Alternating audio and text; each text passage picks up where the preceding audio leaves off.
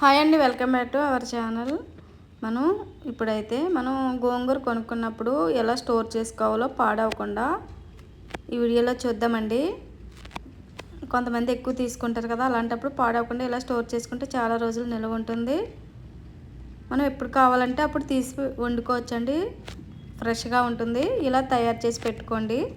కావాల్సిన వారు ట్రై చేయండి. ఇప్పుడు గోంగూర తీసుకుని ఎంతైతే అంత తీసుకోండి. బాగా 3-4 సార్లు నేను ఉప్పేసి బాగా కడిగేసానండి. ఇప్పుడు ఉప్పేసి కడుక్కుంటే చాలా మంచిదండి. అన్ని కెమికల్స్ కలుపుతున్నారు కదా, ఉప్పేసి కడుగుతాం వల్ల చాలా బాగా నీట్గా క్లీన్ అవుతుంది. ఇప్పుడైతే తీసుకుని బాగా 2-3 సార్లు కడిగిన తర్వాత బాండీలో వేసుకుని కొద్దిగా ఆయిల్ వేసుకుని దీని మీద మూత పెట్టి చిన్న మంట మీదే దీన్ని బాగా ఉడికించుకోవాలండి. మూత పెట్టి ఇప్పుడు బాగా ఒక 5 నిమిషాలు 10 నిమిషాలు పోయిన తర్వాత వాటర్ అంతా పోయింది.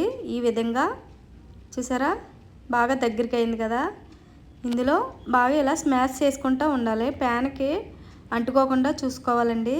ఇప్పుడు ఇందులో కొద్దిగా అల్లం వెల్లుల్లి పేస్టు, అలాగే ఒక 1/2 స్పూన్ వరకు పసుపు వేసి కొద్దిగా ఆయిల్ వేసుకుని బాగా కలుపుకోవాలండి. స్మాష్ చేసుకోవాలి, అంటే తడి లేకుండా చూసుకోవాలన్నమాట. ఇలా ఆయిల్ కొంచెం తక్కువైంది అనుకోండి, మనం కర్రీలో వేసుకున్నప్పుడు ఆయిల్ తక్కువ వేసుకోవచ్చు, అంటే పాడవదండి. ఆయిల్ ఉండటం వల్ల ఫ్రిడ్జ్లో పెట్టుకుంటే చాలా రోజుల పాటు నిల్వ ఉంటుంది.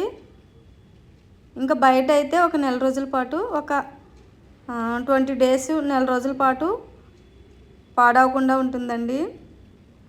ఇలా ఆయిల్ పైకి వచ్చేలాగా సెపరేట్, ప్యాన్ నుంచి సెపరేట్ అయ్యేలా చూసుకోవాలి. ఆయిల్ ఎక్కువ అయ్యింది అనుకోకండి, పాడవకుండా ఉంటుంది. ఇలా చేసుకోవడం వల్ల చూసారా, బాగా స్మాష్ అయిపోయింది.